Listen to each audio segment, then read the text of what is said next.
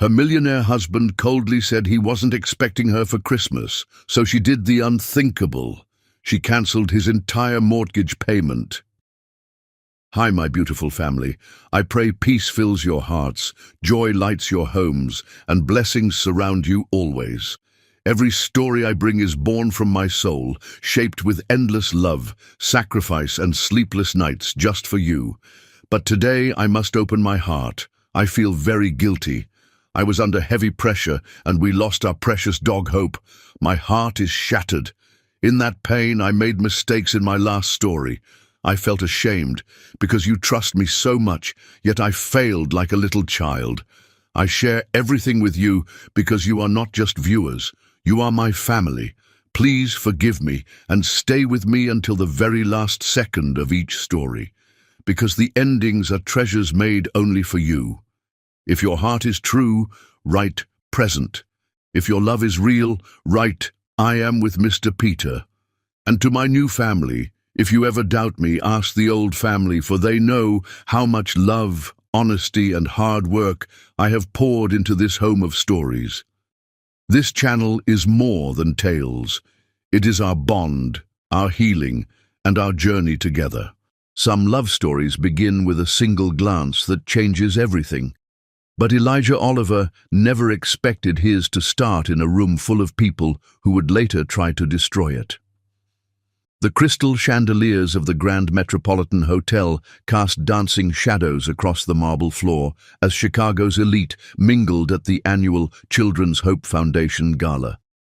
Elijah Oliver stood near the champagne fountain, his tailored Armani tuxedo fitting him like a second skin, but his mind was elsewhere. At 28, he was already heir apparent to the Oliver real estate empire, a billion-dollar dynasty his grandfather had built from nothing. Yet tonight, surrounded by the city's most powerful figures, he felt utterly empty. Another boring evening of fake smiles and business cards, he muttered to himself, swirling the golden liquid in his crystal glass. The familiar weight of expectation pressed down on his shoulders like an invisible crown, too heavy, too suffocating. His phone buzzed with the fifth text from his mother, Julia Oliver, reminding him to network appropriately and remember the family reputation. Julia ruled the Oliver family with an iron fist wrapped in designer gloves, and she had specific plans for Elijah's future, plans that didn't include him falling in love with anyone she hadn't personally vetted and approved. Across the ballroom, Rachel Oliver, his 26-year-old sister, held court with a group of socialites, her laughter as sharp as the diamonds adorning her neck. She caught Elijah's eye and raised her champagne flute in a mocking salute.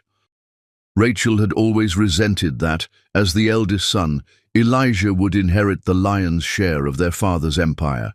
Their younger brother Thomas, 24 and bitter beyond his years, was probably somewhere in the hotel bar, drowning his jealousy in expensive whiskey. The Oliver family dynamics were toxic enough to poison a small city. But tonight, fate had different plans. That's when he saw her. Janice moved through the crowd like liquid grace.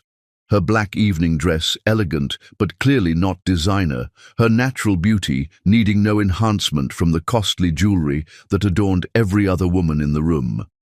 She was directing the catering staff with quiet efficiency, her warm brown eyes focused and professional, her smile genuine as she thanked each worker personally.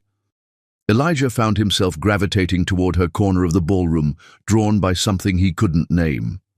As he approached, he heard her gentle voice, encouraging a nervous young waiter who had nearly dropped a tray of hors d'oeuvres. "Don't worry, David," she said softly, steadying his hands. "Everyone gets nervous their first night. You're doing beautifully. Just breathe." The kindness in her voice stopped Elijah in his tracks. In his world, staff were invisible, treated as extensions of the furniture, yet here was this woman, clearly the event coordinator, treating each person like they mattered.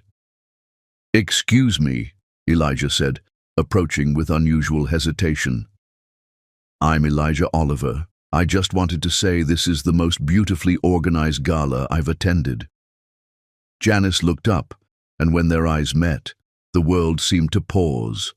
Her smile was radiant, completely unguarded, and Elijah felt something shift inside his chest, something he'd never experienced in all his years of carefully orchestrated social interactions. "Thank you so much, Mr. Oliver," she replied, her voice carrying a musical quality that made his name sound different, warmer. "I'm Janice Williams. I've been coordinating events for 5 years, but I have to admit, this one meant something special to me. The Children's Foundation does incredible work." There was passion in her voice when she spoke about the charity, a fire in her eyes that had nothing to do with money or social status. Elijah realized he was staring and tried to compose himself, but something about her presence made his usual polished confidence crumble. "Would you—" he began, then stopped, suddenly feeling like a schoolboy asking for his first dance. "Would you like to step outside for some air? It's quite warm in here." Janice glanced around the ballroom, checking that everything was running smoothly. The evening was in full swing, her team handling their responsibilities with the efficiency she'd trained them for. She nodded, and together they walked toward the hotel's famous rooftop terrace. The Chicago skyline spread before them like a glittering tapestry, the October air crisp against their skin. For the first time in hours, Elijah could breathe freely, away from the suffocating expectations and watchful eyes of his family's social circle. "It's beautiful up here," Janice said, wrapping her arms around herself against the cool breeze. Without thinking, Elijah shrugged out of his tuxedo jacket and draped it around her shoulders. The gesture felt natural, protective, and when she looked up at him with surprise and gratitude, he felt something he'd never experienced before, the desire to take care of someone simply because they mattered to him. "Tell me about yourself, Janice Williams," he said, leaning against the terrace railing. "What do you do when you're not orchestrating perfect charity galas?" She laughed, a sound like wind chimes in a gentle breeze. "I paint in my spare time, though I'm probably terrible at it. I volunteer at the animal shelter on weekends. I love cooking, especially for people I care about. There's something magical about sharing a meal you've prepared with your own hands." Everything about her was genuine, unpolished by the artificiality that coated his world like expensive varnish. Elijah found himself sharing things he'd never told anyone. His dreams of making the family business more than just about profit, his love of architecture, his secret wish to design homes that families could actually afford. "Most people in your position don't think about affordable housing," Janice observed, studying his face in the moonlight. "Most people in my position don't think beyond their next acquisition," Elijah replied honestly. "But I've always believed that homes should be about love, not just investment portfolios." They talked until the gala ended, until the last guest had departed and Janice's team had finished their cleanup. Elijah had never felt time pass so quickly, had never felt so understood by another person. When he finally walked her to her modest Honda Civic, he felt like a different man than the one who had entered the hotel that evening. "Janice," he said, catching her hand gently as she reached for her car door. "I know this might sound crazy, but I feel like I've been waiting my whole life to meet you. Would you have dinner with me tomorrow night?" She looked down at their joined hands, then back up at his face, searching for something. Sincerity, perhaps, or some sign that this wasn't just another rich man's whim. "I'm not from your world, Elijah," she said softly. "I work 3 jobs to afford my apartment. I shop at thrift stores and clip coupons. Are you sure you want to complicate your life with someone like me?" Elijah stepped closer, still holding her hand, his voice intense with conviction. "Janice, my world is full of people who have everything and feel nothing. You have so little materially, yet you light up every room you enter. Yes, I want to complicate my life with someone like you. I want to complicate it beautifully." She was quiet for a long moment, then smiled, that same radiant, unguarded smile that had stopped his heart earlier. "Okay, Elijah Oliver. 1 dinner. but I choose the restaurant." As she drove away, Elijah stood in the empty parking garage, still wearing her warmth on his jacket, still feeling the electricity of her touch. He pulled out his phone and saw 17 missed calls from his mother, 12 from Rachel, and 8 from Thomas. The Oliver family had noticed his absence, and they would have questions. But for the first time in his life, Elijah didn't care about their questions, their expectations, or their carefully laid plans. He had met a woman who made him want to be better than the sum of his family's ambitions, and he was going to fight for that feeling with everything he had. What he didn't know, as he walked to his Bentley with a lightness in his step he'd never experienced before, was that his family was already watching. Julia Oliver's private investigator had photographed every moment of his conversation with Janice, and the war for Elijah's soul had already begun. The golden promise of love was about to face its first test against the silver poison of family manipulation, and only one would survive. Chapter 2. Against all odds. When love declares war against legacy, the battlefield is always the human heart, and Elijah Oliver was about to discover that some victories come at the cost of everything you thought you knew. The Oliver family mansion sat like a fortress on Lakeshore Drive, its limestone walls having witnessed 3 generations of wealth, power, and carefully orchestrated marriages. But this morning, those walls would witness something unprecedented: open rebellion from their heir apparent. Elijah descended the grand marble staircase with a lightness in his step that had been absent for years. 6 months had passed since that magical night at the charity gala. 6 months of secret dinners, stolen moments, and a love that grew stronger with each passing day. Hidden in his jacket pocket was his grandmother's engagement ring, a flawless 3-carat diamond that had sealed Oliver unions for generations. "You're glowing," Rachel observed acidly from the breakfast table, her perfectly manicured fingers wrapped around a crystal coffee cup. "Must have been quite a business meeting last night." Elijah ignored his sister's sarcasm and took his usual seat. But everything felt different now. The mahogany dining table that had once felt regal now seemed cold and imposing. The oil paintings of stern-faced Oliver ancestors seemed to glare down at him with disapproval for the choice he was about to make. "Where's Mother?" he asked, checking his Rolex. Julia was never late for the family's daily briefing, their morning ritual of discussing business strategies and social obligations. "She's in Father's study, planning your engagement party to the Ashworth girl," Thomas replied, not looking up from his tablet. At 24, Thomas had perfected the art of delivering devastating news with casual indifference. Elijah's blood turned to ice. "What engagement?" Rachel's smile was razor-sharp. "Oh, didn't you know? Mother finalized the arrangement last night. You're to propose to Catherine Ashworth next month. It's perfect. 2 real estate empires joining forces. Father would have been so proud." The mention of their deceased father hit like a physical blow. Jonathan Oliver had died 2 years earlier, leaving behind a business empire and 3 children bound by his ironclad will, a document that gave Julia controlling interest until Elijah's 30th birthday, provided he married appropriately. Elijah stood abruptly, his chair scraping against the marble floor. There will be no engagement to Catherine Ashworth. Julia Oliver entered the dining room at that moment, her silver hair perfectly coiffed, her black Chanel suit immaculate. At 58, she commanded respect and fear in equal measure, having clawed her way from middle-class obscurity to become Chicago's most powerful socialite through her marriage to Jonathan. "Good morning, darling," she said, kissing Elijah's cheek with calculated affection. "I trust you slept well. You've been keeping such irregular hours lately." "Mother, we need to talk," Elijah said, his voice steady despite the storm brewing inside him. Julia's pale blue eyes narrowed slightly.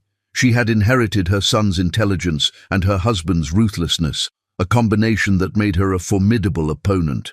"Of course, dear. Children, give us privacy. Rachel and Thomas exchanged meaningful glances before departing, but Elijah knew they would be listening from the hallway. Privacy in the Oliver household was always an illusion. "I'm in love," Elijah announced without preamble. Julia's expression didn't change, but he saw her knuckles whiten as she gripped her coffee cup. "Love is a luxury we cannot afford, Elijah. You have responsibilities. I'm going to marry her. Her name is Janice Williams. She's an event coordinator. She volunteers at animal shelters, and she makes me feel alive in ways I never thought possible." The coffee cup shattered against the marble floor, sending porcelain shards skittering across the room like fallen stars. Julia's mask of composure finally cracked, revealing the venom beneath. "An event coordinator?" The words dripped with disgust. "Some common girl who serves canapes for a living? Absolutely not." Elijah pulled out the engagement ring, its faceted surface catching the morning light streaming through the tall windows. This was grandmother's ring. She wore it for 62 years of marriage to a man she chose herself, not one selected by committee. "Your grandmother was already wealthy when she married your grandfather," Julia spat. "This girl is after our money, Elijah. Can't you see that?" "Janice doesn't even know about the inheritance terms," Elijah replied calmly. "She thinks I'm just a real estate developer with a nice apartment. She's never asked me for anything except my time and attention." Julia began pacing, her heels clicking against the floor like a countdown clock. "I forbid this marriage. Marry Catherine Ashworth, secure the merger, and keep your little plaything as a mistress if you must.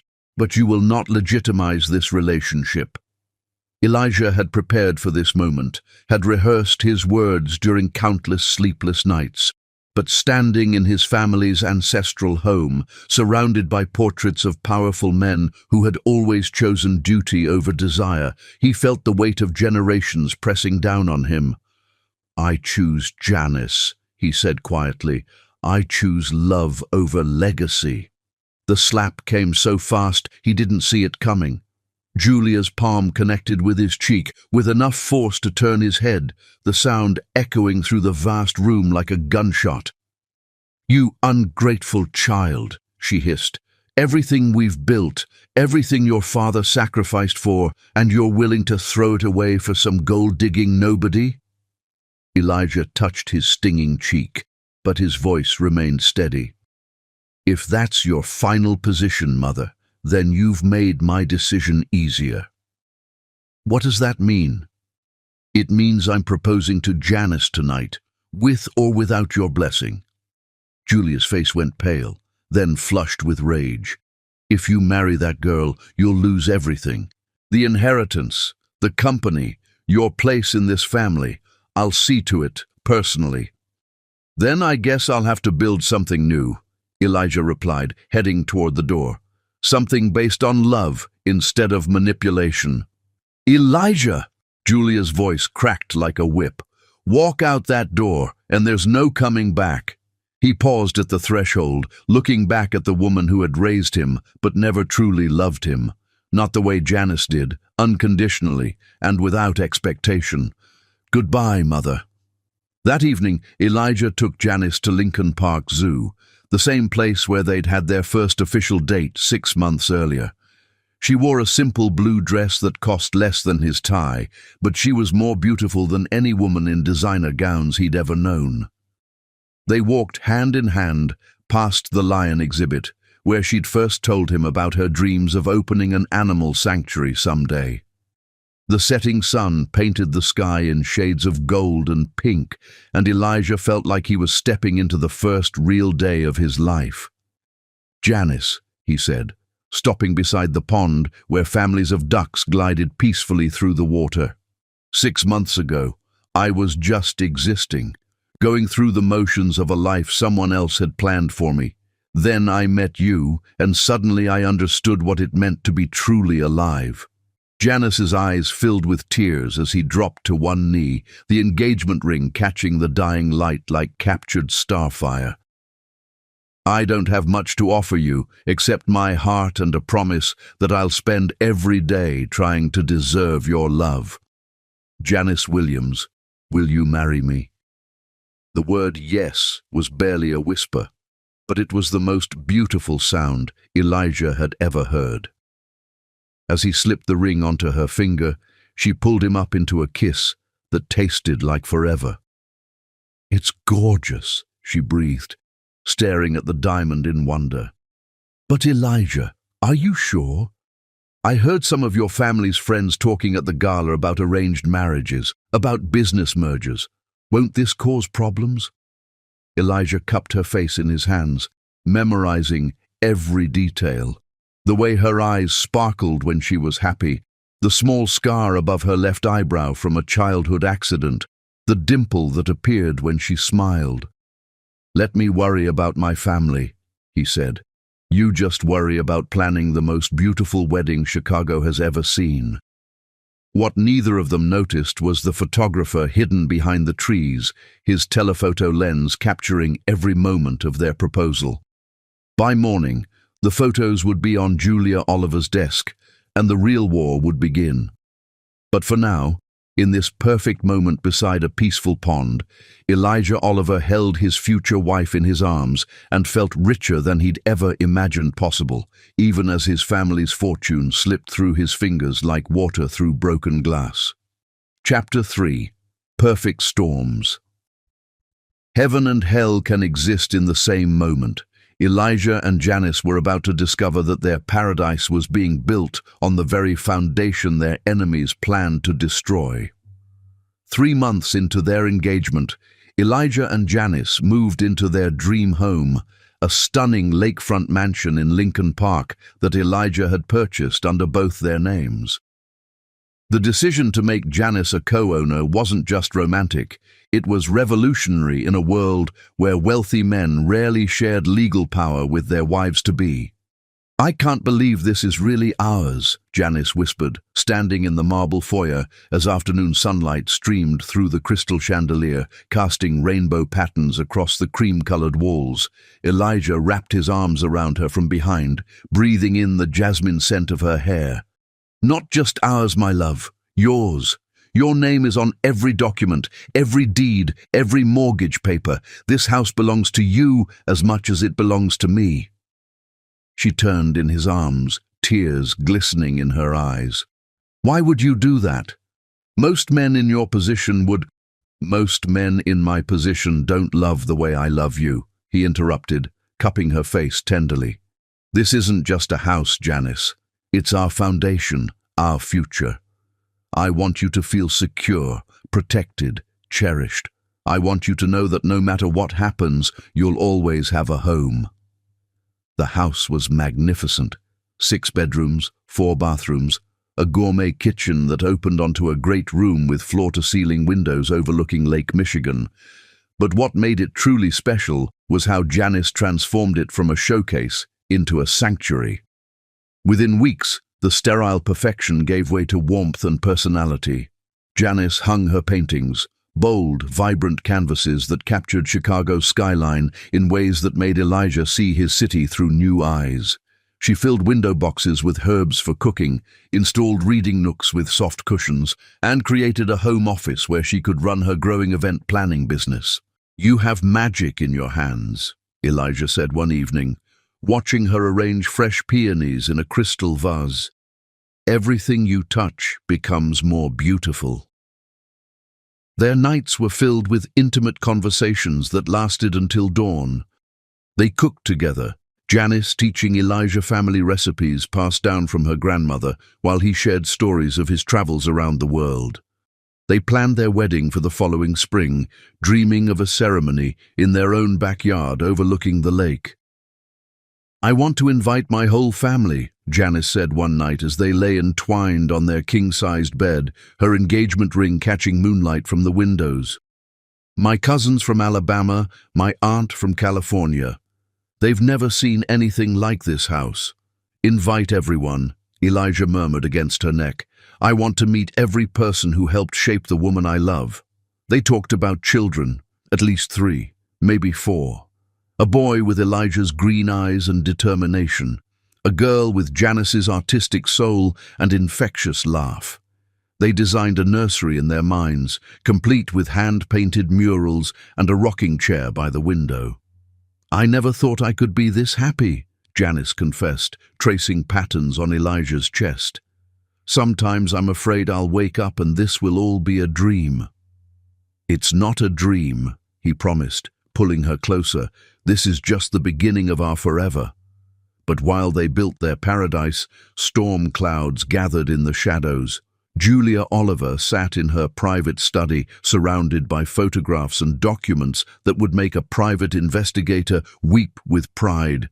She had spent a fortune hiring the best surveillance team money could buy, and their work was thorough, invasive, and devastating.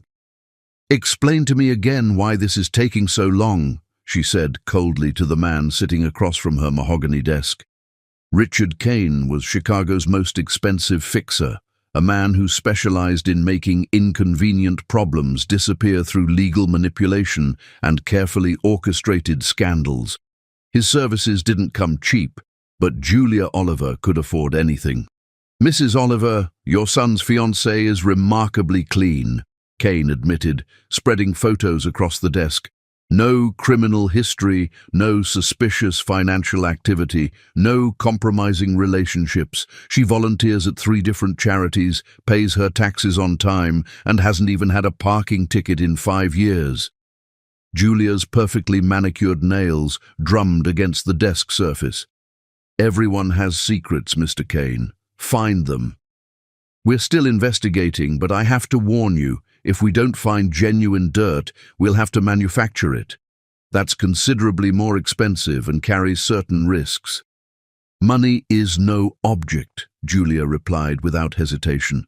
"My son is about to inherit a billion-dollar empire, and I will not allow some nobody to destroy everything we've built. Create whatever evidence you need."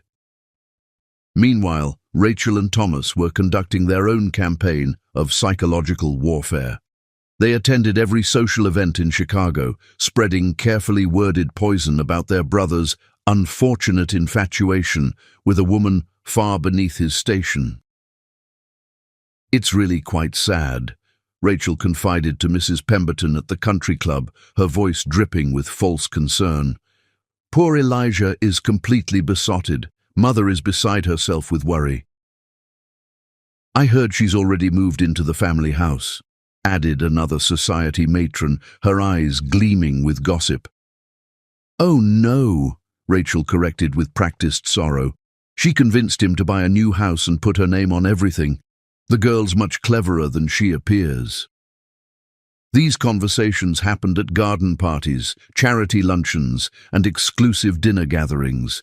Like ripples in a poisoned pond, the whispers spread through Chicago's high society, painting Janice as a calculating gold digger who had seduced and manipulated their beloved Elijah. Thomas took a different approach, focusing on their business associates and board members. During private meetings at gentlemen's clubs, he planted seeds of doubt about Elijah's judgment and leadership potential. "The company needs stability," he would say, swirling his aged whiskey thoughtfully. "But how can we trust someone who makes such poor personal decisions to make sound business choices?" Unaware of the gathering storm, Elijah and Janice continued building their perfect life. Elijah surprised her with a private rooftop dinner on their 3-month anniversary, complete with a string quartet and her favorite white roses. "Dance with me," he whispered, pulling her into his arms as the musicians played their wedding song. Under the stars, with the Chicago skyline twinkling around them like earthbound constellations, they swayed together in perfect harmony. Janice wore a simple black dress that Elijah had bought for her, not because she needed expensive clothes, but because he loved spoiling her with gifts that made her eyes light up. "I have something for you," he said, producing a small velvet box. "Elijah, the engagement ring is already more than—" "Shh," he interrupted gently. "This is different." Inside the box was a delicate platinum bracelet, adorned with tiny diamonds, arranged like stars. "Each diamond represents a moment when you made me fall deeper in love with you," he explained, fastening it around her wrist. "The first one is from the night we met. The last one is from this morning when you sang in the shower and didn't know I was listening." Janice's tears fell like liquid silver in the moonlight. "I love you so much it scares me sometimes. I've never felt anything this powerful before." "Good," Elijah said, kissing each tear from her cheeks, "because I plan to love you more every day for the rest of our lives." They made love that night with a passion that seemed to set the very air on fire, their bodies and souls intertwining as completely as their legal and financial lives had become. Afterward, they lay wrapped in silk sheets, planning their future with the confidence of people who believed love could conquer anything. "I want to expand the business," Janice said, her head on Elijah's chest. "Maybe open a second location, hire more staff. Your connections could help, but I want to earn every client through my own merit." "Whatever you need," Elijah promised. "But I love that you want to build something yourself. You inspire me to be better, to create something meaningful instead of just inheriting it." What they didn't know was that Julia's surveillance team had recorded every intimate moment, every private conversation, every tender gesture. Phone lines were tapped, emails were monitored, and their most sacred moments were being catalogued as ammunition for the war to come. The perfect storm was building strength, and soon it would unleash its fury on the paradise they had built together. But for now, in the sanctuary of their love and the safety of their shared home, Elijah and Janice Oliver-to-be held each other close and dreamed of a future that felt as certain as the sunrise. Neither could imagine that their greatest weapon, the house they owned together, would soon become the very tool that would either destroy their enemies or shatter their world completely. Chapter 4. Love's Sweet Symphony. True love isn't measured in diamonds and mansions, but in the sacred moments when two souls recognize they were created to complete each other, and Janice's 25th birthday would prove that some gifts can never be bought, only given from the heart. The morning of Janice's 25th birthday dawned crisp and clear, with Lake Michigan stretching endlessly beyond their bedroom windows like a canvas painted in shades of sapphire and silver. Elijah had been awake for hours, watching his sleeping fiancée, marveling at how peaceful she looked with her dark hair spread across the silk pillowcase like spilled midnight. 6 months of living together had only deepened his devotion to her. Every morning, he discovered something new to love. The way she hummed old gospel songs while making coffee, how she talked to their plants as if they were beloved pets, the adorable wrinkle that appeared between her eyebrows when she concentrated on her event-planning sketches. He had memorized every detail of her sleeping face, the long lashes that cast shadows on her cheeks, the slight curve of her lips that suggested she was dreaming of something pleasant, the way her breathing made the delicate chain of her necklace rise and fall. This was his favorite time of day, these quiet moments when he could love her without reservation, without the world intruding on their perfect bubble of happiness. "Happy birthday, my queen," he whispered, pressing gentle kisses along her jawline until she stirred.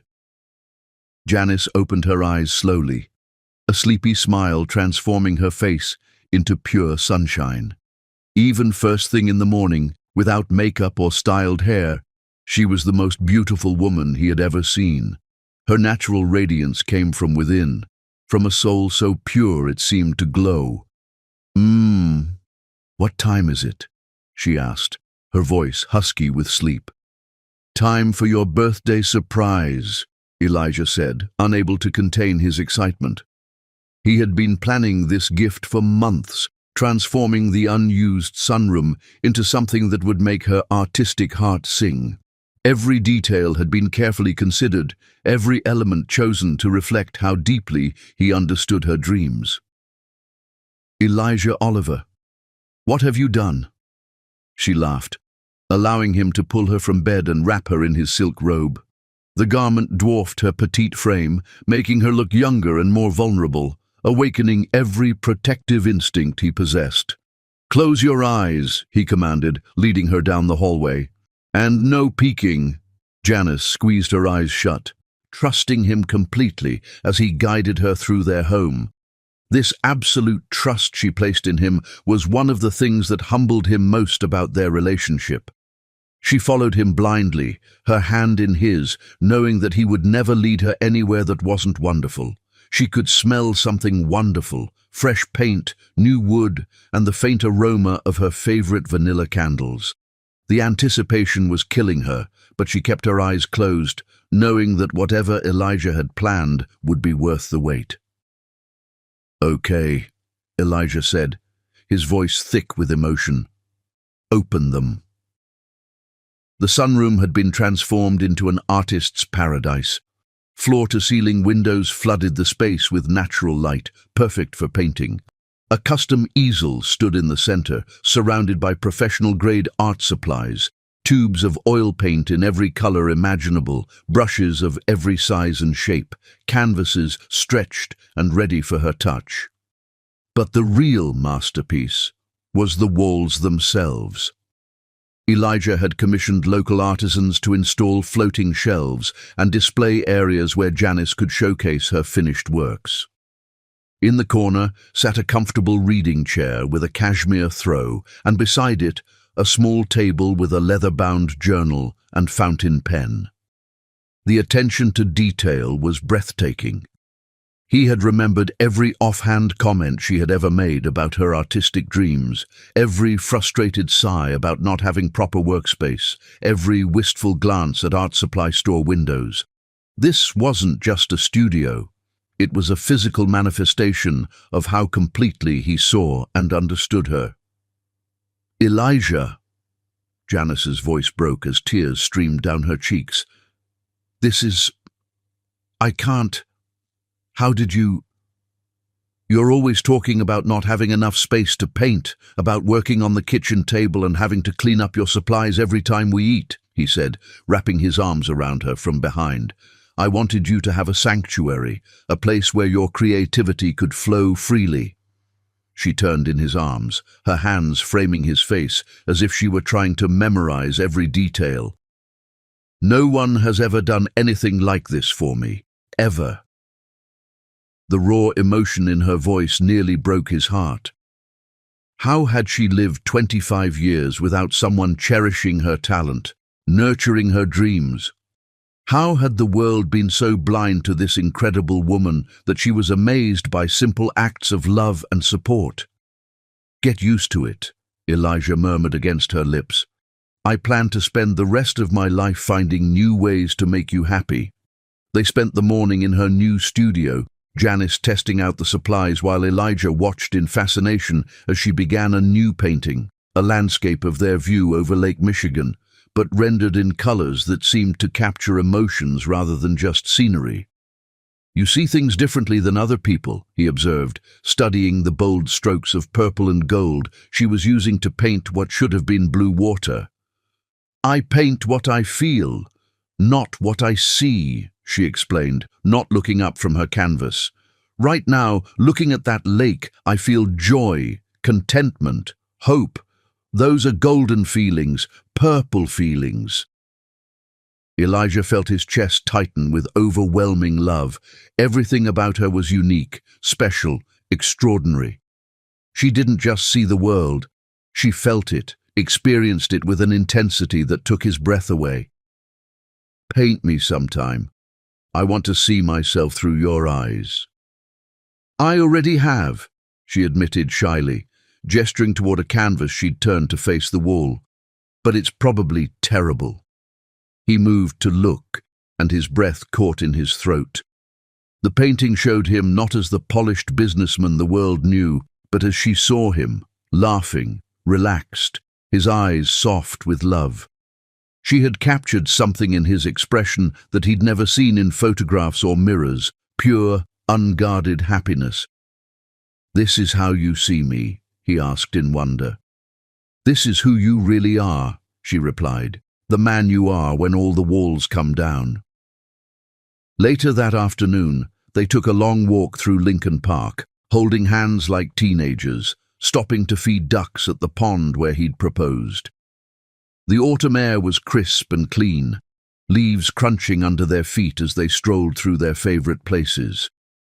Janice wore the diamond tennis bracelet he'd given her, which had become her most treasured possession, and a simple sundress that made her look like spring personified. They talked about everything and nothing, her childhood dreams of becoming a famous artist, his secret love of romantic poetry, their plans for redecorating the guest bedrooms, their hopes for the children they would someday have. Every conversation with Janice felt like a revelation, peeling back another layer of her beautiful soul. "I have something else for you," Elijah said, as they settled on a bench overlooking the zoo, where they'd shared their first real conversation about dreams and hopes. "Elijah, the studio was already too much." "This isn't something I bought," he interrupted, pulling out a thick envelope. "This is something I did." Inside were official documents establishing the Janice Williams Foundation for Arts Education, a non-profit organization funded with $2 million from Elijah's personal trust, designed to provide art supplies and instruction to underprivileged children throughout Chicago. "You're always talking about how art saved you when you were a kid, how having a teacher who believed in your talent changed your life," he explained as she stared at the papers in shock. "Now you can be that teacher for hundreds of other children." Janice couldn't speak. She simply buried her face in his chest and wept, great heaving sobs that came from the deepest part of her soul. No one in her 25 years had ever understood her so completely, had ever cared enough to turn her passion into something that could change the world. This gift meant more to her than all the jewelry and expensive presents in the world. He had taken her deepest passion, her most cherished dream, and made it real. He had given her the power to make a difference, to be the mentor she had always wished she'd had. "I love you," she whispered against his shirt. "I love you so much, I don't have words for it." "Then show me," he whispered back. That evening they made love with a tenderness that bordered on worship. Every touch was a prayer, every kiss a promise, every shared breath a vow that went deeper than any words they would speak at their wedding. Elijah traced the curves of her body like a blind man learning to read, memorizing every freckle, every scar, every perfect imperfection that made her uniquely his. In the soft glow of candlelight, with rose petals scattered across their bed and soft music playing in the background, they moved together as if they were dancing to a rhythm only they could hear. This wasn't just physical passion, it was souls recognizing each other, hearts beating in perfect synchronization, two people becoming one in every way that mattered. "I want to have your children," Janice whispered as they lay entwined afterward, her head on his chest, his fingers playing with her hair. "How many?" he asked, his voice husky with emotion. "As many as you'll give me," she replied. "I want to fill this house with the sound of little feet running up and down these stairs. I want to teach them to paint, and you can teach them about buildings and dreams." 3, Elijah decided. 2 boys and a girl. The boys will have your artistic soul, and the girl will have your strength. What if it's the other way around? "Then we'll love them exactly as they are," he said, kissing the top of her head. "Just like I love you, completely, unconditionally, forever." They talked deep into the night about their future children, planning bedtime stories and family traditions, choosing names and imagining personalities. They would raise their children to be kind, creative, and confident. They would travel the world together, showing them different cultures and ways of life. They would create a home filled with love, laughter, and endless support for whatever dreams their children chose to pursue. Neither of them noticed the telephoto lens capturing their intimate moments from the abandoned building across the street, or realized that their most private conversations were being recorded by devices hidden throughout their home. "Promise me something," Janice said as dawn began to lighten the sky.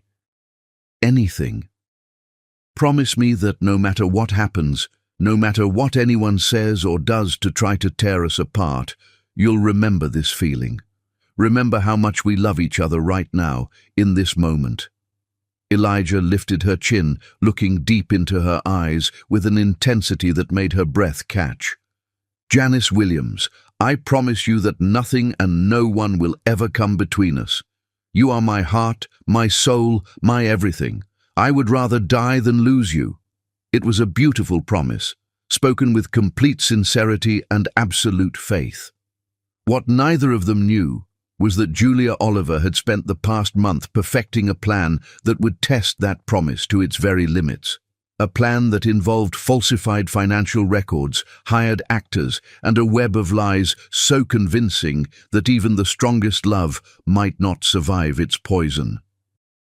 But for now, wrapped in each other's arms as the sun rose over Lake Michigan, Elijah and Janice existed in their perfect bubble of happiness, counting down the days until their spring wedding and dreaming of a future that seemed as certain as the sunrise itself. The symphony of their love played on, beautiful and pure, unaware that discordant notes were already being written into the score, notes that would soon threaten to turn their melody into a funeral dirge. Chapter 5. Cracks in Paradise. The devil doesn't come dressed in red with horns and a pitchfork. She comes disguised as everything you've ever trusted, speaking in the voice of family, wearing the mask of concern. The first crack in their paradise appeared on a Tuesday morning in November, delivered by a courier in an expensive suit who insisted on placing the manila envelope directly into Elijah's hands. He signed for it absent-mindedly, his attention focused on Janice as she hummed while preparing their breakfast, her movements graceful and unconsciously sensual in their kitchen. "Business documents," he murmured, about to set the envelope aside when something made him pause. The return address was unfamiliar, a law firm he'd never heard of, with offices downtown. Inside were bank statements that made his blood run cold. According to the documents, substantial sums had been transferred from his personal accounts to various offshore holdings, transfers he had never authorized, bearing electronic signatures that looked remarkably like his own. The amounts were staggering. 50,000 here, 75,000 there, adding up to nearly $500,000 over the past 6 months. "Janice," he called, his voice strained. "Have you seen anything unusual in our bank statements lately?" She looked up from the stove, concern creasing her beautiful features. "What do you mean, unusual?" "I don't really look at the accounts. You handle all the finances." Something cold settled in Elijah's stomach. The timing was too convenient, the amounts too precise. Someone was trying to frame either him or someone close to him for embezzlement, but who would have access to forge his signatures so expertly? His phone rang, displaying his mother's number. Against his better judgment, he answered. "Elijah, darling, we need to talk." Julia's voice was honey-sweet with an undertone of steel. "I'm at the club having lunch with some friends, and there are rumors circulating that I think you should know about." "What kind of rumors?" "Financial irregularities, dear. Nothing serious, I'm sure, but perhaps we should meet to discuss it privately. The family's reputation, you understand." Elijah felt the walls of his perfect world beginning to shift. "Mother, if you have something to say, not over the phone, darling. Meet me at the club in an hour. And Elijah, come alone." The Oliver family's private club occupied the top 3 floors of a downtown skyscraper, its mahogany-paneled rooms and crystal chandeliers reeking of old money and older secrets. Julia waited for him in the library, surrounded by leather-bound volumes and the ghosts of 100 business deals that had shaped Chicago's skyline. "You look tired, dear," she observed, gesturing for him to sit across from her. "Is everything well at home?" Cut the concerned mother act, Elijah said wearily. What do you want? Julia's smile was razor-sharp as she slid a folder across the polished table. I want to show you what your precious fiancé has been doing with your money. The documents inside were devastating. Bank records showing transfers to accounts linked to Janice's family members. Photographs of her meeting with men in expensive suits outside banks. Credit reports showing sudden improvements in her relatives' financial situations. Phone records indicating calls to offshore investment firms. This is impossible, Elijah breathed, staring at the evidence. Janice would never... Wouldn't she? Julia's voice was silk over steel. Think about it, darling. A poor girl from the wrong side of town suddenly has access to millions. Her family's debts mysteriously disappear. Her cousin in Alabama suddenly can afford a new house. Her aunt in California starts driving a luxury car. Elijah's hands shook as he studied the photographs. The woman in them looked like Janice, same height, same build, same hair color, but the images were taken from too far away to see her face clearly. These could be anyone, he said, but doubt was already creeping into his voice like poison. Could they? Julia leaned forward, her eyes glittering with triumph. Then explain the bank statements, dear. Explain the transfers. Explain why she was so eager to have her name on your house, your accounts, your entire financial life. She didn't ask for any of that. I insisted, because she's clever, Julia interrupted smoothly. Much cleverer than we gave her credit for. She knew exactly how to play you, how to make you feel like the generous one while she systematically drained your resources. Rachel chose that moment to enter the library, her timing suspiciously perfect. She carried herself with the confidence of someone who had just witnessed a victory. Oh, good. You're here, she said to Elijah, though her eyes remained on their mother. I was hoping to catch you before the rumors spread further. What rumors? Elijah asked, though he was beginning to suspect this was all carefully orchestrated. About the missing money from the charity foundation, Rachel said with false concern. The Children's Hope Foundation, the one where you met your fiancé. There's been an audit, and they've discovered significant discrepancies in the accounts. The room seemed to spin around Elijah. The Children's Hope Foundation was where Janice worked most of her events, where she had access to wealthy donors and financial information. The implications were staggering. That's impossible, he said, but his voice lacked conviction. Is it? Thomas appeared in the doorway, completing the family tribunal. The audit shows that someone with inside knowledge has been skimming donations, redirecting funds to private accounts. Someone who knew which donors were most generous, which events raised the most money. And who had that knowledge? Julia asked softly, her question rhetorical and devastating. Elijah felt like he was drowning. Every piece of evidence was circumstantial, but together they painted a picture of systematic manipulation and theft. The woman he loved, the woman who had transformed his world with her warmth and honesty, was being portrayed as a calculating criminal. I don't believe it, he said, but even he could hear the uncertainty in his voice. Then ask her, Julia suggested smoothly. Go home and ask your precious Janice to explain these transactions. Ask her about her family's sudden good fortune. Ask her why charity money started disappearing right after she gained access to your accounts. Elijah left the club feeling like a man walking to his own execution. The drive home took forever and no time at all, his mind racing between love and doubt, trust and suspicion. The evidence was overwhelming, but his heart refused to accept what his eyes had seen. He found Janice in her art studio, working on a painting of their future children, 3 small figures playing in a garden that looked remarkably like their backyard. She was so absorbed in her work that she didn't hear him enter, and for a moment he simply watched her, trying to reconcile the woman he loved with the criminal his family was painting her to be. Janice, he said quietly. She turned with a brilliant smile that faded when she saw his expression. "What's wrong? You look like you've seen a ghost.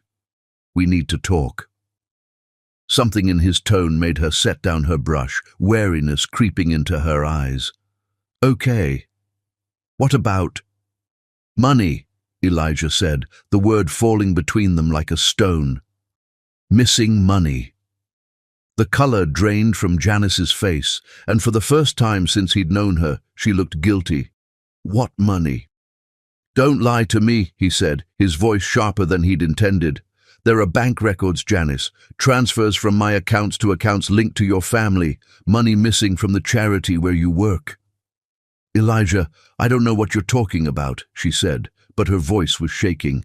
"I've never touched your money. I've never even looked at your bank statements." "Then explain this," he said, pulling out copies of the documents Julia had shown him. Janice stared at the papers as if they were written in a foreign language. I don't understand. These accounts, these transactions, I've never seen them before in my life." "But this is your signature," Elijah pressed, pointing to authorizations that bore her name. "That's not my signature," she said desperately. "Elijah, you know my handwriting. Look at this. It's nothing like how I actually write." She was right. Now that he looked more carefully, the signatures were close but not perfect. But the doubt Julia had planted was growing like a cancer, poisoning everything he thought he knew about the woman he loved. "Maybe you should call your family," he suggested coldly. "Ask them about their recent financial windfalls." Janice's eyes filled with tears. "You don't trust me." "I'm trying to," Elijah replied, his own heart breaking even as he spoke. "But the evidence can be faked," she whispered. "Elijah, please. You know me. You know I would never steal from children, never steal from you. I love you." He wanted to believe her. Every fiber of his being screamed that this was wrong, that Janice was incapable of such calculated deception. But Julia's words echoed in his mind. "She's clever, much cleverer than we gave her credit for." "I need some time to think," he said finally, unable to meet her eyes. "Time?" Janice's voice cracked. "Elijah, this is our life we're talking about, our love, our future. You can't just take time." But he was already walking away, leaving her standing in the studio surrounded by paintings of the happy future they had planned together, a future that suddenly seemed as fictional as the forged documents in his hands. What Elijah didn't know was that Julia's surveillance team had captured every moment of their confrontation, every tear that fell from Janice's eyes, every crack that appeared in their perfect love story. The first phase of Julia's plan was complete, and the woman who had dared to steal her son's heart was finally beginning to understand that she had entered a war she was destined to lose. Chapter 6. The Slow Poison. Doubt is the cruelest weapon in love's arsenal. It needs no evidence to wound, no proof to kill, only the whispered suggestion that everything you believed was a beautiful lie. The silence in their home became a living entity, heavy and suffocating, filling every room with unspoken accusations and wounded love. 3 weeks had passed since Elijah's confrontation with Janice about the financial evidence, and their once perfect sanctuary had transformed into a battlefield where every gesture was scrutinized, every word weighed for hidden meaning. Elijah found himself watching Janice with the cold calculation of a prosecutor, analyzing her every movement for signs of deception. When she reached for her phone, he wondered who she was calling. When she checked their mail, he questioned what she might be hiding. When she spent money, even $20 at the grocery store, he found himself calculating whether it was reasonable or suspicious. "You bought organic vegetables again," he said one evening, his tone accusatory as he examined their shopping receipt. Janice looked up from where she was preparing dinner, hurt flashing across her features. "I always buy organic vegetables, Elijah. You know I believe in eating healthy." "Organic costs more," he replied, as if this was evidence of some greater crime. Maybe we should be more careful about expenses." The irony wasn't lost on either of them. This was a man who had once surprised her with a $2 million foundation, now questioning a $15 grocery bill. But Julia's poison was working exactly as designed, turning love into suspicion, trust into paranoia. Janice set down her knife and turned to face him fully. "What's happening to us, Elijah?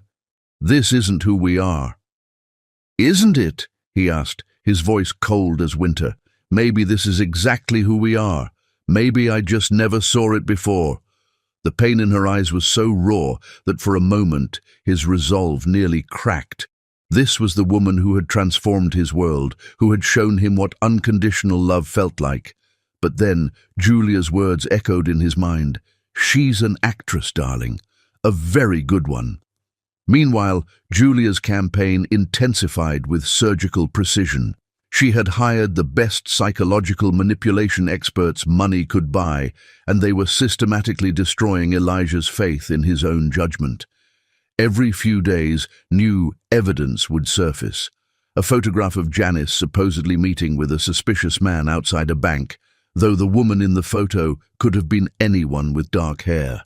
Phone records showing calls to numbers that supposedly belonged to offshore investment firms, though Janice insisted she had never made such calls. Financial statements showing money moving in and out of accounts she swore she had never opened. "It's identity theft," Janice pleaded during one of their increasingly frequent arguments. "Someone is using my information to open accounts, to make transactions. Can't you see that?" "Identity theft is convenient," Elijah replied, his voice devoid of the warmth that had once made her feel cherished. "Very convenient timing, too." Rachel and Thomas played their parts perfectly, appearing at the house with concerned expressions and fresh revelations. They spoke in hushed tones about family obligations and protecting the Oliver name, always making sure Janice could overhear just enough to understand she was being discussed. "We're not saying she's guilty," Rachel would whisper to Elijah, her voice carrying just far enough. "We're just saying the evidence is concerning." "The board is asking questions," Thomas would add quietly, "about your judgment, about the company's future. They're wondering if someone who can be so easily manipulated in his personal life can be trusted with business decisions." Each poisonous seed took root in Elijah's mind, growing into thorns that choked out his capacity for trust. He began checking their joint bank accounts obsessively, scrutinizing every transaction. When Janice bought art supplies, he questioned whether she needed them. When she donated to charity, he wondered if the money was really going where she claimed. The worst part was how Janice tried to hold their relationship together, even as it crumbled around them. She continued cooking his favorite meals, though he now ate them in suspicious silence. She still reached for him in bed, though his responses had become mechanical, distant. She kept saying, "I love you," though he had stopped saying it back. "Talk to me," she begged one night as they lay in bed, the space between them feeling like an ocean. "Please, Elijah, whatever you're thinking, whatever you believe, just talk to me." "What's there to talk about?" he replied, staring at the ceiling. "Either you're innocent and someone is trying to frame you, or you're guilty and everything between us has been a lie. And which do you believe?" The silence stretched between them like a blade. Julia's masterpiece was the fabricated romantic evidence.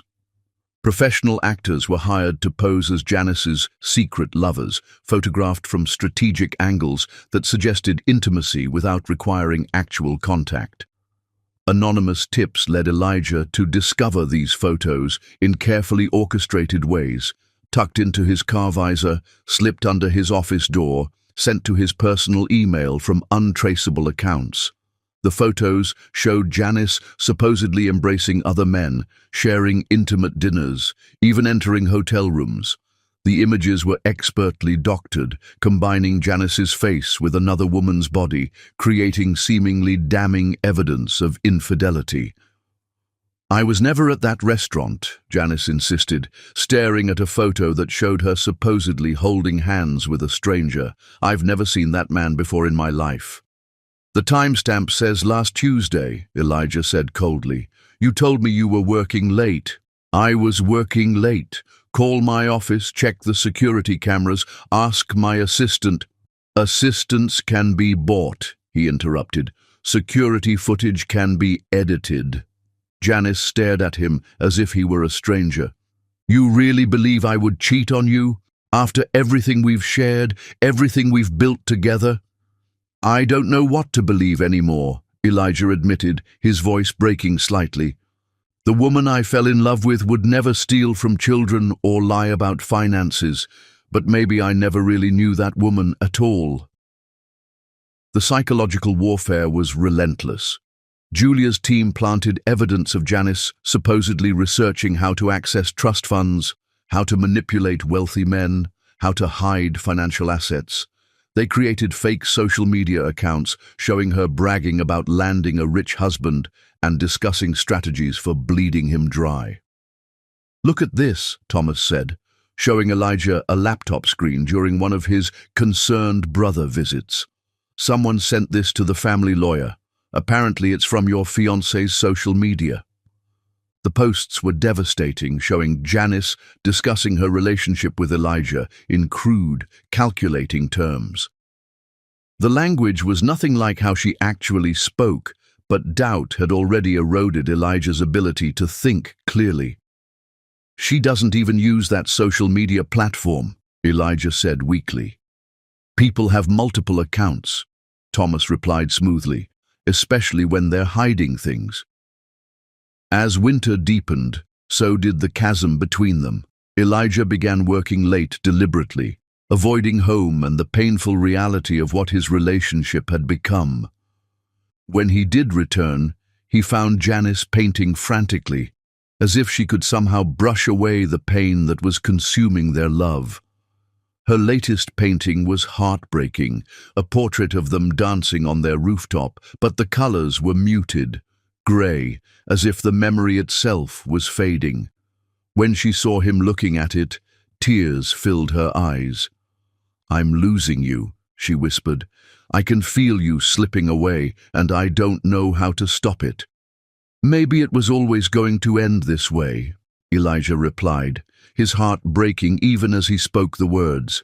Maybe we were just fooling ourselves. No, Janice said fiercely. We were never fooling ourselves. What we have is real, Elijah. This doubt, this suspicion, this isn't you, this isn't us. But her words fell on ears poisoned by months of careful manipulation.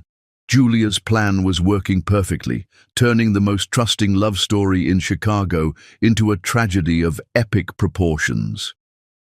The final blow came when Elijah discovered that Janice had been secretly meeting with a lawyer. The meetings were innocent. She was trying to hire legal help to prove her innocence, to trace the source of the fraudulent accounts. But to Elijah's poisoned mind, it looked like she was preparing for divorce, planning to take half of everything before he could discover the full extent of her deception. Getting your ducks in a row? He asked coldly when she returned from one such meeting. I was trying to clear my name, she replied wearily. I was trying to save us. By hiring a lawyer? By proving someone is framing me, she exploded, her composure finally cracking. By showing you that every piece of evidence is fabricated, every accusation is a lie. Or by making sure you get your fair share when this all falls apart, Elijah shot back. The words hung in the air like poison gas, killing what remained of their trust. Janice stared at him as if she had never seen him before, and perhaps she hadn't. This cold, suspicious stranger bore little resemblance to the man who had once promised to love her unconditionally. I don't know who you are anymore, she whispered, her voice breaking. Good, Elijah replied, his heart dying even as he spoke, because I don't know who you are either. What neither of them realized was that Julia's surveillance team was recording every moment of their destruction, documenting the systematic poisoning of the most beautiful love story Chicago had ever seen. Soon, Julia would play her final card, and the Christmas confrontation that would shatter their world completely was only days away. Chapter 7. Hearts Turning Cold. The cruelest deaths are not of the body, but of the soul, when love dies slowly, one cold word at a time, one withheld caress at a time, until two people who once burned for each other become beautiful strangers sharing the same grave. December arrived like a funeral shroud over their once happy home, bringing with it the kind of bone-deep cold that no amount of heating could chase away. The mansion that had once echoed with laughter and intimate conversations now felt like a mausoleum, its elegant rooms filled with the ghosts of happier days. Elijah had moved into the guest bedroom 2 weeks earlier, claiming he needed space to think. But Janice knew the truth. He could no longer bear to lie beside her, could no longer pretend that her touch didn't make his skin crawl with suspicion. The man who had once made love to her like she was his religion now looked at her as if she were a stranger who had invaded his sacred space. Their morning routine, once a symphony of shared coffee and stolen kisses, had become a cold ballet of avoidance. Elijah would rise early, shower in the guest bathroom, and dress in his walk-in closet before emerging fully armored in his business suit. He would eat breakfast while reading financial reports on his tablet, his eyes never meeting hers, his responses to her attempts at conversation reduced to monosyllabic grunts. "Good morning," Janice would say, her voice carrying the desperate brightness of someone trying to resurrect the dead. "Morning," he would reply without looking up, the word falling between them like a stone dropped into still water. She had stopped trying to touch him. The last time she had reached for his hand, he had pulled away so sharply that she felt the rejection like a physical blow. The man who had once called her his beautiful queen now flinched at her proximity as if her love had become contagious poison. Their shared meals had become exercises in emotional torture. Janice would cook his favorite dishes, the beef Wellington he had raved about, the chocolate soufflé that had once made him moan with pleasure, and watch him eat them with mechanical efficiency as if they were fuel rather than love made edible. "Do you like it?" she would ask hopefully, watching him chew the food she had prepared with trembling hands. "It's fine," he would answer, not even looking at her, his tone suggesting that nothing would ever be more than fine again.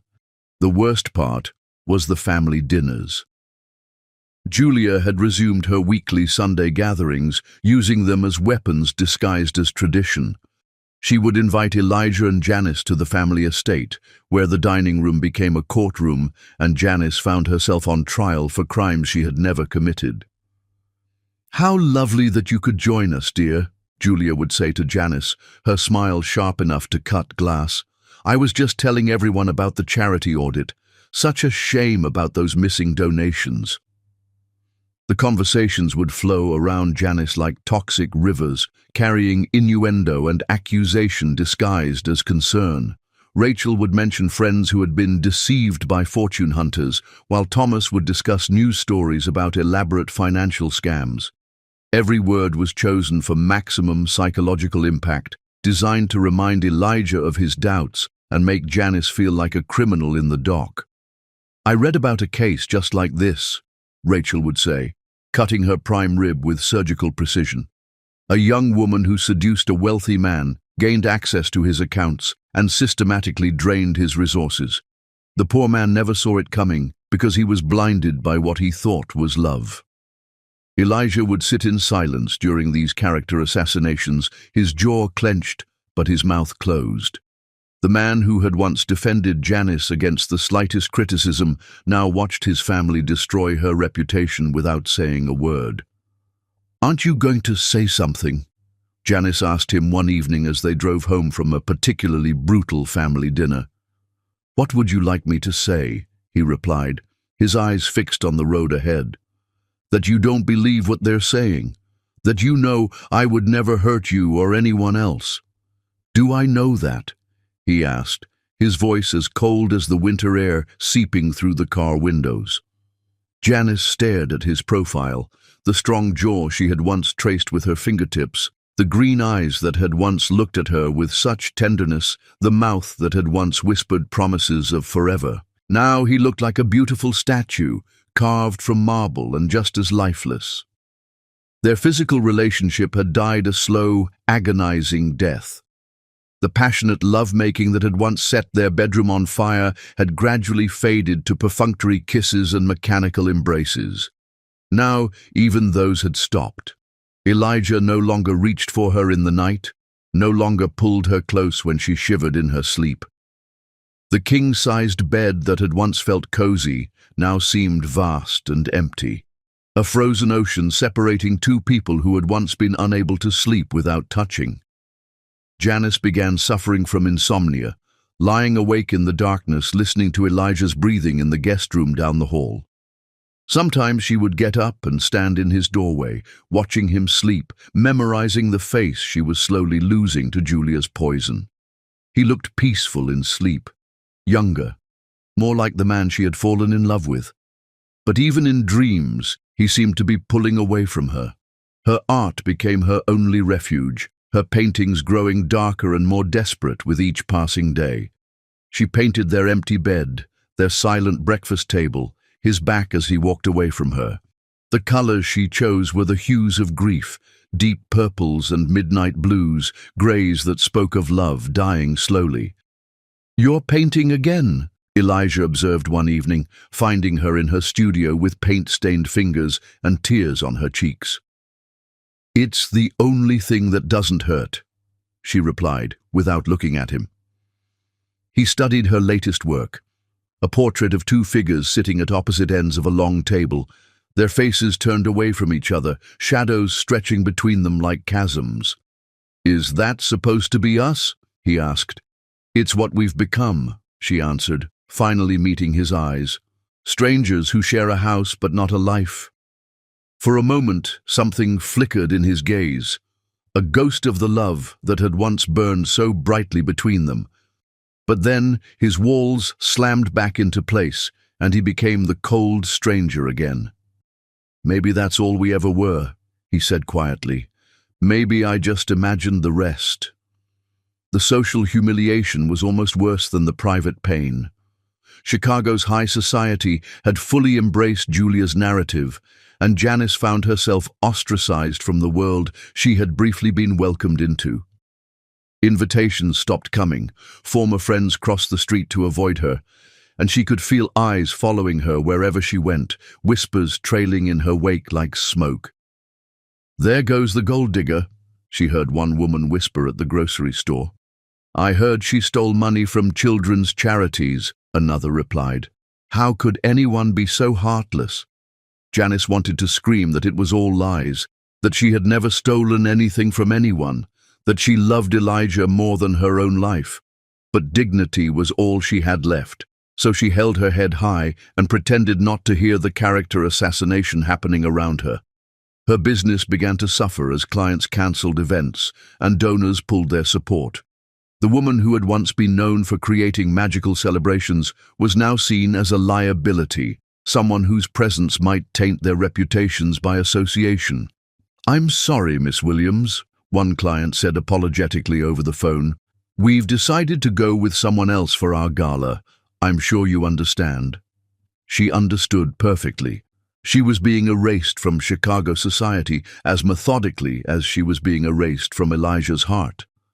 The engagement ring on her finger felt heavier with each passing day, its diamonds catching the light like tears she refused to shed in public. She would catch herself twisting it nervously during conversations, this symbol of a promise that was crumbling to dust in her hands. "Why don't you take it off?" Rachel asked during one particularly vicious family dinner, her eyes fixed on the ring like a predator studying wounded prey. "Because I'm still engaged," Janice replied quietly, her voice steady despite the storm raging inside her. "Are you?" Thomas smirked. "Engagements require trust, don't they? What happens when that trust is gone?" Elijah said nothing, but his silence was answer enough. The final blow came when Janice discovered that Elijah had hired private investigators to follow her. She spotted them outside her remaining clients' offices, photographing her meetings, documenting her every move. The man who had once trusted her completely now had her under surveillance like a common criminal. "You're having me watched," she confronted him that evening, her voice hollow with betrayal. "I'm protecting my interests," he replied coldly. "Your interests?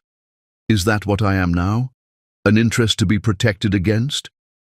You're someone who has access to my accounts, my property, my business contacts," he said, as if reciting from a legal document. "I'd be negligent not to monitor potential threats." The word threats hit her like a physical blow. This was what she had become in his mind. Not a lover, not a partner, not even a human being with feelings. She was a threat to be neutralized, a problem to be solved. "I was never a threat to you," she whispered, her composure finally beginning to crack. "I was the woman who loved you more than breathing." "Were you?" he asked, his green eyes as empty as winter lakes. "Or were you just a very good actress playing a very long game?" Christmas was only days away, and Janice could feel something building in the air like electricity before a storm. Julia's campaign had reached its crescendo, and the final confrontation was approaching like an inevitable execution. She began to understand that this Christmas would be different from all the others they had planned together. This Christmas would be the end of everything. But she refused to go down without a fight. If her love was going to die, if their future was going to be destroyed, she would face it with the dignity that had always defined her. She would not give Julia Oliver the satisfaction of seeing her crumble completely.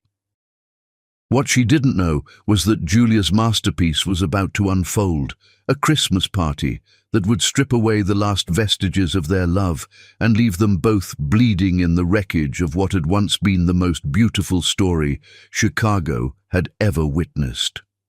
Chapter 8. The Christmas Ultimatum. Some words are bullets that kill instantly, while others are poison that destroys slowly. But the most devastating words of all are the ones that murder hope while wearing the mask of family tradition. December 22nd dawned grey and bitter, with snow falling like tears from a leaden sky. 3 days before Christmas, and the Oliver mansion blazed with holiday lights that seemed to mock the darkness gathering in Janice's heart. She stood at their bedroom window, watching the city prepare for celebration while her world crumbled around her like a house built on shifting sand. For weeks, she had clung to the desperate hope that Christmas would somehow restore the magic between them. She had decorated their home with the same loving care she had shown the previous year, hanging garlands and arranging poinsettias, even wrapping gifts for a man who no longer looked at her with love. The presents sat under their tree like silent witnesses, a custom watch engraved with "Forever Yours," a first edition of his favorite architecture book, a painting she had created of the home they had planned to build together. But this morning, everything changed. Elijah emerged from the guest bathroom, already dressed in his charcoal suit, his movements efficient and cold.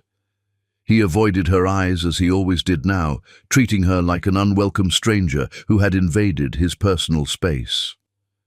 "Good morning," Janice said softly, the words feeling like glass in her throat.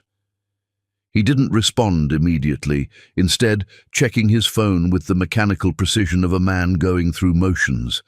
When he finally spoke, his voice carried the finality of a judge pronouncing sentence. "I won't be home for Christmas Eve," he said without looking at her. "The family is having their celebration at Mother's house." Janice felt the room tilt around her.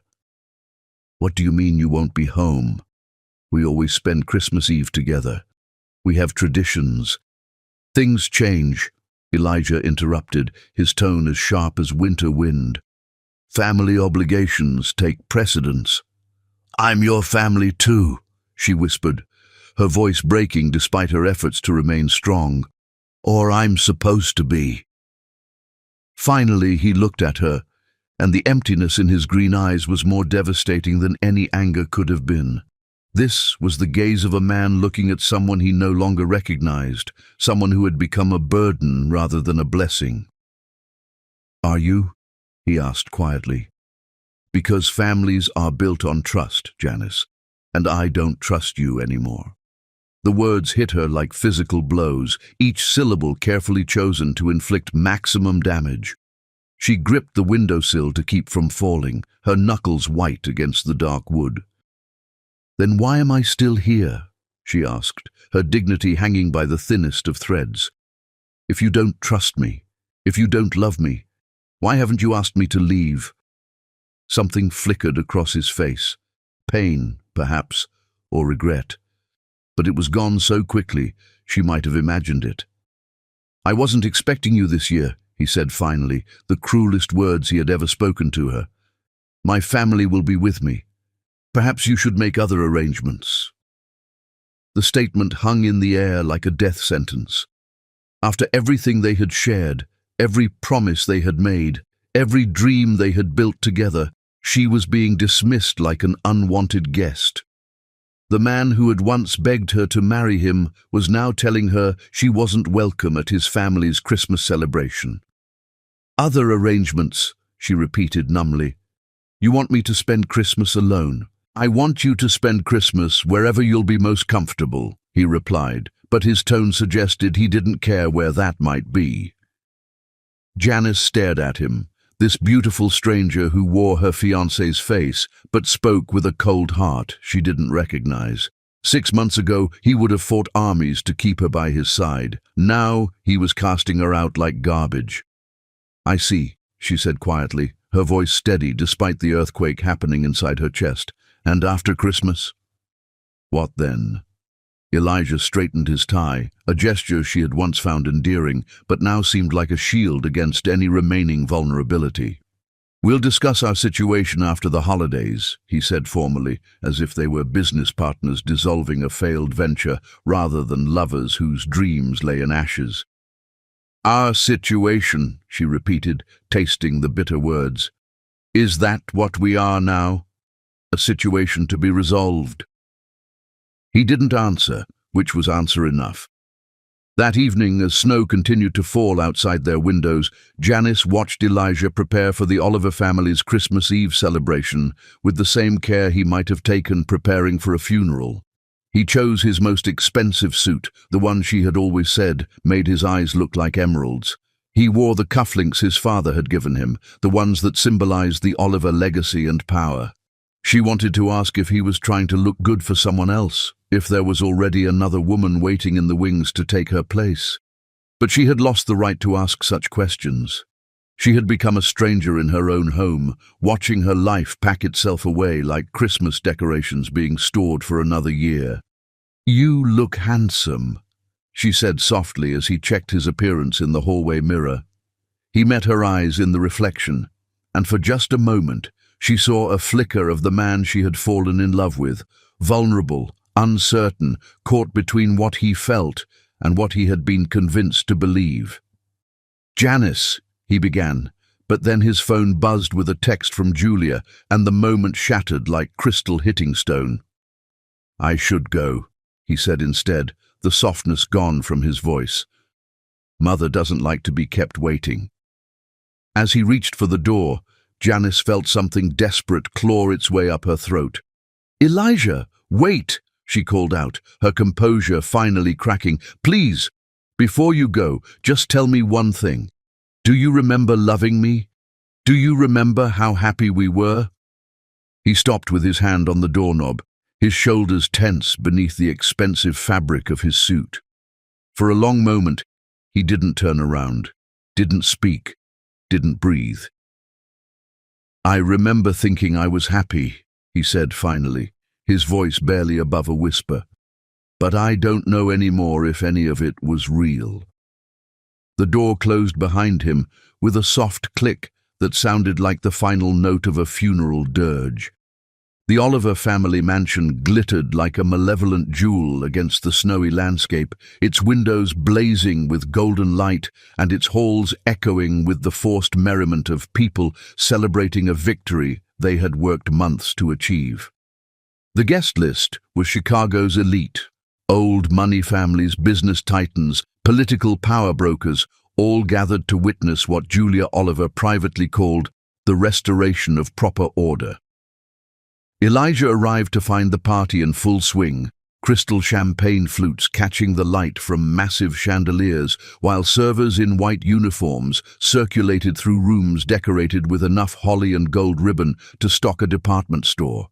Everything was perfect, elegant, expensive, exactly the kind of Christmas celebration his family had always hosted.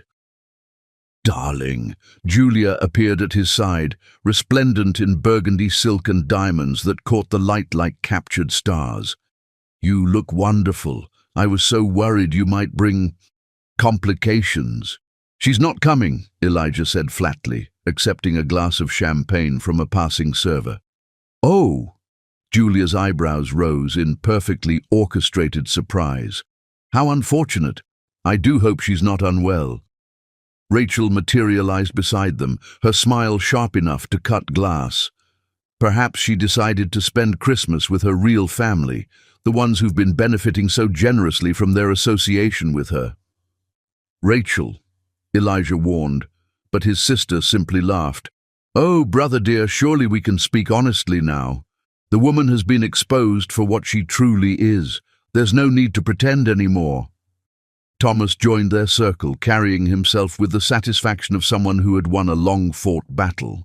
"I heard the charity audit was finalized today. Apparently, the missing money trail leads directly to accounts connected to her family members. Quite the Christmas gift for the prosecutors." Elijah felt something cold settle in his stomach. "What are you talking about?" "The embezzlement case," Julia said smoothly, her eyes glittering with triumph. "Did she not tell you? The authorities have enough evidence to file formal charges. I'm surprised she hasn't fled the city already."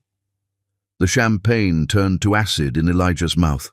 Somewhere in his heart, beneath layers of doubt and poison, a small voice whispered that this was all wrong, that the timing was too convenient, the evidence too perfect. But he had been conditioned to distrust that voice, to question every instinct that led him toward believing in Janice's innocence. "Ladies and gentlemen," Julia announced, her voice carrying easily across the crowded room, "if I could have your attention for a moment." The party guests turned toward their hostess, their faces bright with curiosity and expensive wine. Elijah felt a chill of premonition, sensing that whatever his mother was about to say would change everything. "I want to thank you all for being here tonight," Julia continued, her smile radiant and deadly. "Christmas is a time for family, for celebrating the blessings of the year past and looking forward to an even brighter future." She paused, her eyes finding Elijah in the crowd. "This year has been particularly educational for our family. We've learned valuable lessons about trust, about loyalty, and about the importance of protecting what we hold dear." Murmurs rippled through the crowd as guests sensed drama approaching. "Some of you may have heard whispers about my son's recent entanglement with an unsuitable woman," Julia said, her voice carrying just the right note of maternal concern. "I'm pleased to announce that situation has been resolved. Elijah has seen through the deception and chosen to put family and honor above temporary infatuation." Applause broke out among the guests, the sound making Elijah's skin crawl. He felt like an animal in a cage, being displayed for the entertainment of people who had never cared about his happiness. "Mother," he began, but Julia raised her hand for silence.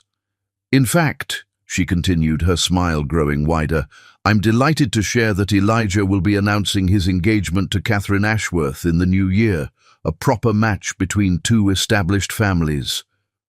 The room erupted in congratulations and cheers, but Elijah heard none of it. His mother had just announced his future without consulting him, had promised him to another woman like he was a prize to be awarded, the woman he had loved, still loved despite everything, was being erased from his life as completely as if she had never existed. As the party swirled around him, Elijah stood frozen in the center of his family's triumph, finally understanding that he had been playing a game where the rules had been written long before he was born. And somewhere across the city, in the home they had shared and the bed where they had once planned their future, Janice was spending Christmas Eve alone, not knowing that her final humiliation was yet to come. Chapter 9. Silent Thunder. The most powerful storms are often the quietest ones. They don't announce themselves with wind and rain, but with the terrible silence that comes just before the world splits apart. Christmas morning arrived with the cruel irony of perfect beauty. Crystalline snow blanketing Chicago in pristine white, church bells ringing across the city, families gathering in warm homes filled with laughter and love. But in the mansion that Elijah and Janice had once called their sanctuary, only emptiness reigned. Janice had not slept. She sat in what had been their living room, still wearing the red silk dress she had put on for a Christmas Eve that never came, surrounded by presents that would never be opened and decorations that now seemed to mock her solitude. The tree they had decorated together stood like a monument to dead dreams, its lights blinking in rhythms that felt like a dying heartbeat. Her phone had rung 17 times throughout the night. Her mother calling from Alabama, her aunt from California, cousins and friends who wanted to wish her Merry Christmas and ask about wedding plans. She had let every call go to voicemail, unable to explain that the fairy tale they all believed in had become a nightmare written by people who wielded money like weapons. At exactly 10 o'clock, her phone buzzed with a text message from an unknown number. "Turn on Channel 7 News. You need to see this. A friend." With trembling fingers, she reached for the remote.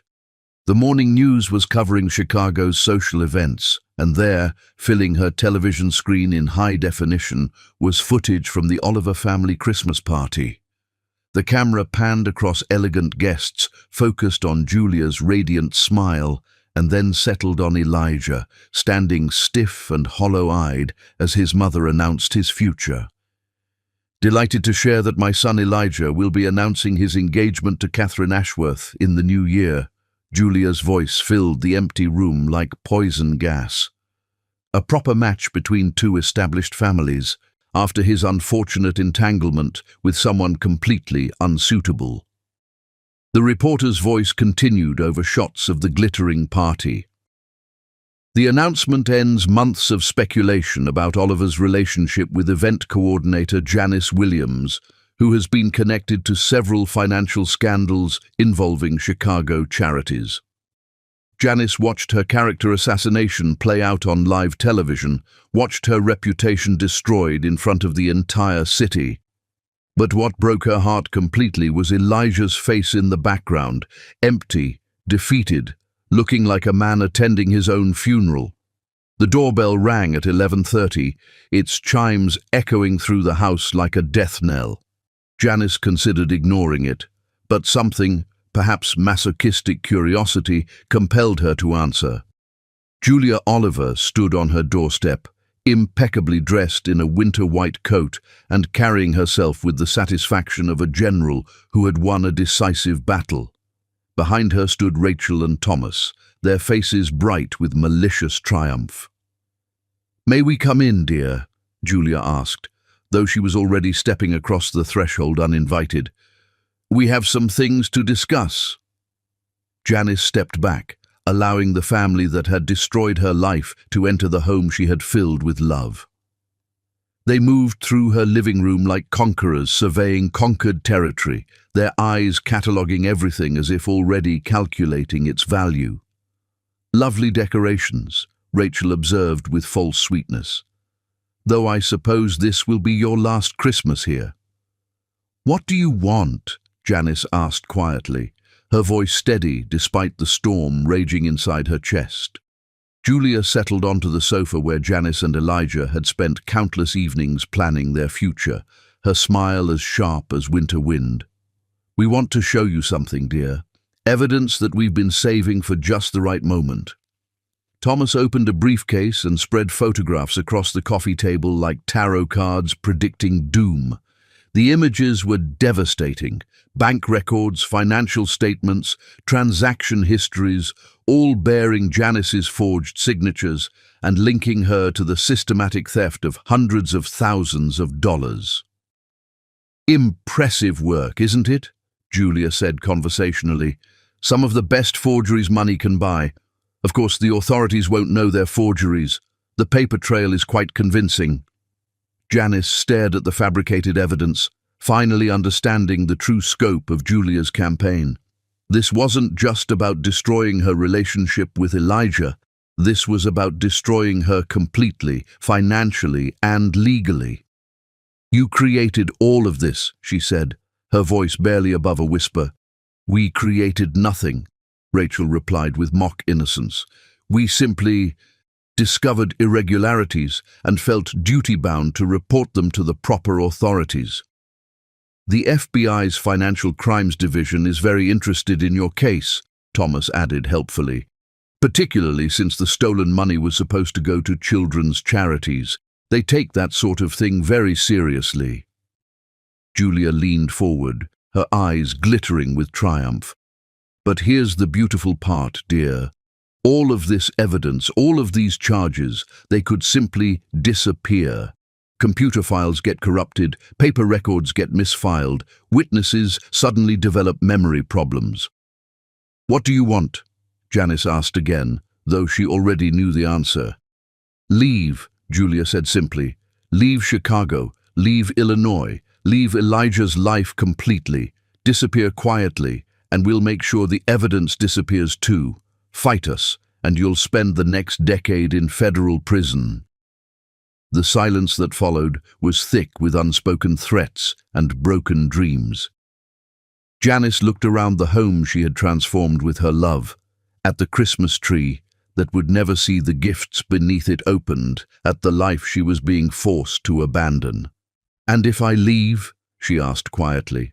"You sign these documents," Julia produced a legal folder, "relinquishing any claim to this house, to Elijah's assets, to the Oliver name.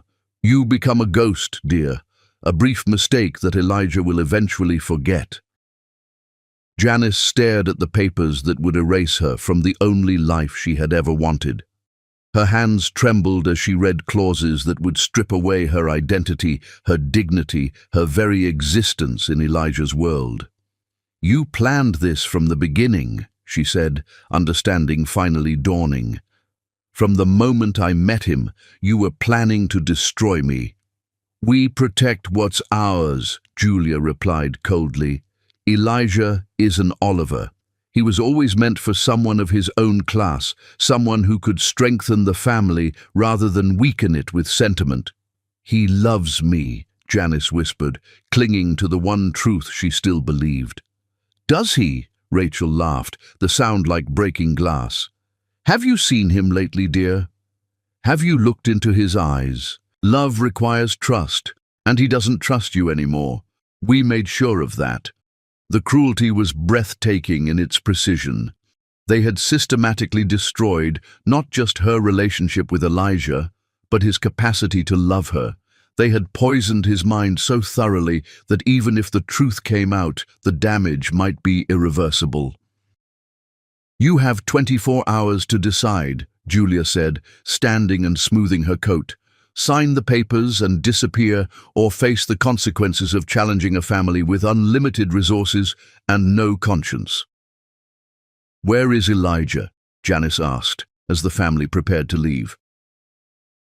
"Elijah is where he belongs," Thomas replied, "with his real family, planning his real future with a woman worthy of the Oliver name." After they left, Janice sat alone in the wreckage of her life, staring at the legal documents that would erase her existence. Outside, snow continued to fall, covering the world in white that looked pure from a distance but was really just frozen water, beautiful and cold and temporary. She thought about fighting, about trying to prove her innocence, about clinging to hope that somehow the truth would set her free. But she had seen the evidence they had fabricated, understood the power they wielded, recognized the futility of battling an enemy with infinite resources and no moral constraints. More than that, she had seen what their poison had done to Elijah. The man she loved was gone, replaced by a stranger who looked at her with suspicion and spoke to her with contempt. Even if she could prove her innocence, could she ever trust him not to doubt her again? Could love survive in the ashes of such complete betrayal? At exactly midnight, as Christmas Day became December 26th, Janice Williams made her decision. But it wasn't the decision Julia Oliver expected, and it wouldn't unfold the way the powerful family had planned. She picked up her phone and made a call that would change everything. The storm was about to break, and when it did, the Oliver family would discover that they had underestimated their opponent in the most catastrophic way possible. Janice Williams might be losing the man she loved, but she wasn't going to lose her dignity, and she certainly wasn't going to lose without making them pay for what they had stolen from her. The silent thunder was about to become a roar that would shake Chicago to its foundations. Chapter 10. Love's Redemption. True power isn't in destroying your enemies, it's in watching them destroy themselves while you hold the one weapon they never saw coming, the truth. The phone call Janice made at midnight on Christmas night wasn't to a lawyer or the FBI, it wasn't to her family or friends, it was to her mortgage company. The bank that held the loan on the mansion that Julia Oliver had forgotten was owned jointly by two people, one of whom was about to remind the world that quiet strength could topple even the mightiest empires. "This is Janice Oliver," she said, using her legal name for the first time in months. "I need to speak with someone about canceling automatic payments on my mortgage account." By dawn, the financial earthquake had begun. When Janice cancelled the mortgage payment on December 27th, she didn't just stop paying for one house, she triggered a cascade of financial obligations that the entire Oliver empire depended upon. The mortgage on the family mansion, the credit lines for Oliver real estate, the investment portfolios that use the property as collateral, everything was interconnected in a web of financial dependency that Julia had never imagined could be turned against her. Rachel Oliver discovered the crisis first when her Black American Express card was declined at Tiffany & Company. Thomas received the news while at his country club, where the manager quietly informed him that his membership had been suspended due to non-payment. But it was Julia who felt the full impact of Janice's quiet revenge. "Mrs. Oliver, this is Harrison Beck from First National Bank." The voice was professionally sympathetic, but financially ruthless. "I'm calling to inform you that your family's primary residence is now in foreclosure proceedings due to mortgage default. You have 30 days to either bring the account current or vacate the premises." Julia's crystal paperweight shattered against the marble fireplace as the full scope of her miscalculation became clear. In her arrogance, she had forgotten that Janice Williams was more than just a poor girl who could be bullied.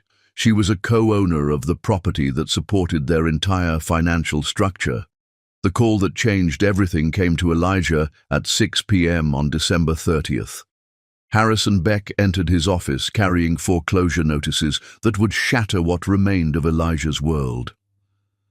"The payment comes from the lakefront property you own jointly with Janice Williams," Beck explained. "She cancelled the automatic payment system on December 26th. As a co-owner, she had every legal right to do so." The words hit Elijah like a physical blow. "How much to resolve this?" "Approximately $12 million due immediately." Beck handed him a letter written in Janice's careful handwriting. "Elijah, by now you understand what I have done and why. Your family tried to erase me, to make me disappear like I never existed. They created lies, fabricated evidence, and poisoned your mind against me. I could take everything from you the way you took everything from me. I could let your family lose their home, their status, their power. But I won't, because that would make me like them, and I refuse to become the monster they painted me to be. You have 48 hours to decide what matters more, your family's version of the truth or the love we once shared. If you choose them, I will disappear forever, and your debts will disappear with me. If you choose to fight for the truth, meet me where you first told me you loved me. The woman who still loves you, Janice. That night, Elijah sat alone in his office, allowing himself to truly remember Janice. Not the criminal his family had painted, but the woman who had transformed his world with her warmth. He remembered her humming while she cooked, her passionate speeches about helping children, her hands trembling as she'd said yes to his proposal. At 3 a.m. on December 31st, Elijah Oliver made his decision. He began with the bank records, studying them with analytical precision. The transactions were too clean, too perfectly timed.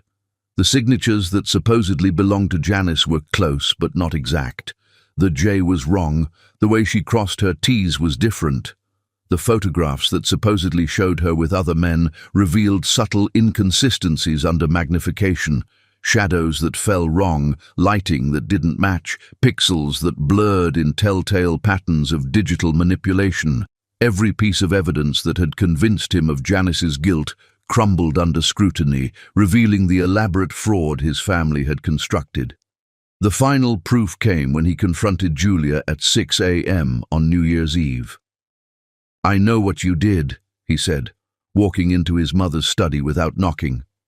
Julia looked up, her mask finally slipping. "You're just like your father.